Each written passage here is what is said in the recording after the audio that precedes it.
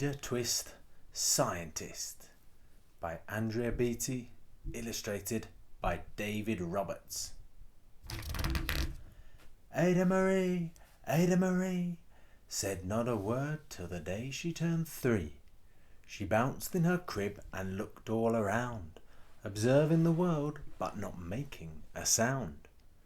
She learned how to climb and made her big break, with a trail of chaos left in her wake. She ran through the day chasing each sound and sight, and didn't slow down till she conked out at night. Her parents were frazzled but tried not to freak as Ada grew bigger and still did not speak. Clearly young Ada, with lots in her head, would have something to say when it ought to be said. That's just what happened when Ada turned 3. She tore through the house on a fact-finding spree and climbed up the clock just as high as she could. Her parents yelled, "Stop!" as all good parents would. Ada's chin quivered, but she did not cry. She took a deep breath and she simply asked, "Why?" Why does it tick and why does it tock? Why don't we call it a granddaughter clock? Why are there pointy things stuck to her rose? Why are there hairs up inside of your nose? She started with why, and then what, how and when. By bedtime she came back to why once again. She drifted to sleep as her dazed parents smiled at the curious thoughts of their curious child, who wanted to know what the world was about. They kissed her and whispered, "You'll figure it out."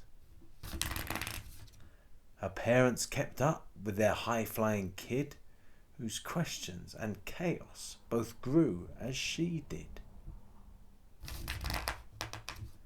Even Miss Greer found her hands were quite full when young Ada's chaos wreaked havoc at school. But this much was clear about Miss Ada Twist: she had all the traits of a great scientist. Ada was busy that first day of spring, testing the sounds that make mockingbirds sing, when a horrible stench whacked her right in the nose, a pungent aroma that curled up her toes. "Zowie," said Ada, which got her to thinking. What is the source of that terrible stinking? How does a nose know where there's something to smell? And does it still stink if there's no nose to tell? She rattled off questions and tapped on her chin. She'd start at the start where she ought to begin. A mystery, a riddle, a puzzle, a quest. This was the moment that Ada loved best. Ada did research to learn all she could of smelling and smells, both the stinky and good. One hypothesis Ada thought could be true: the terrible stink came from Dad's cabbage stew. She tested and tested, but soon Ada knew it was time to come up with hypothesis 2. Then zowie, the stink struck again, just like that. Hypothesis 2, it's caused by the cat. The cat couldn't make such a stink on its own.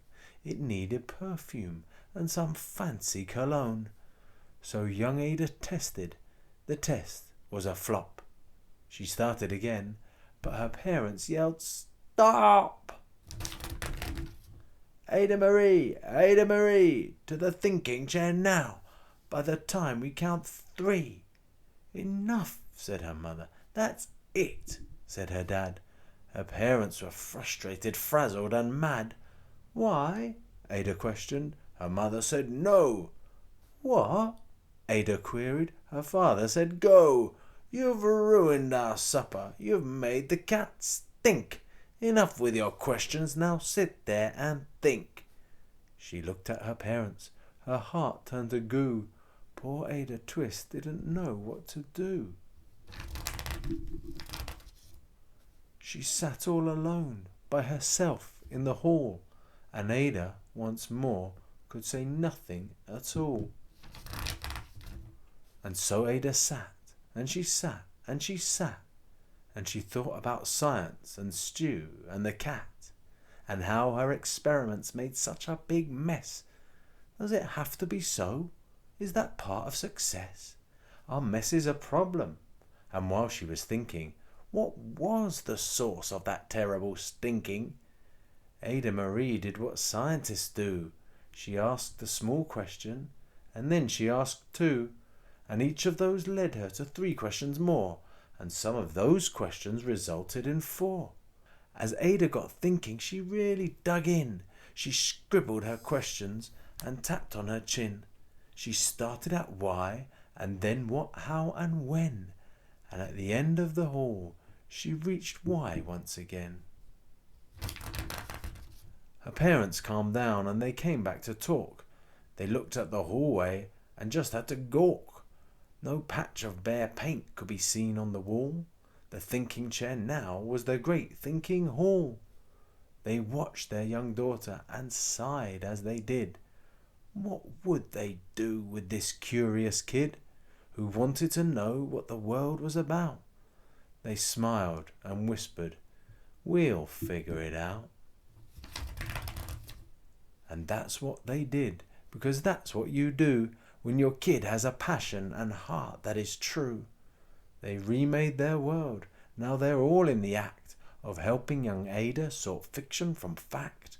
She asks lots of questions. How could she resist? It's all in the heart of a young scientist.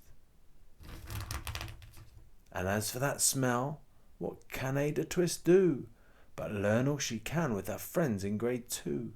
Will they discover the stink that curls toes? Well, that is the question. And someday, who knows? The end.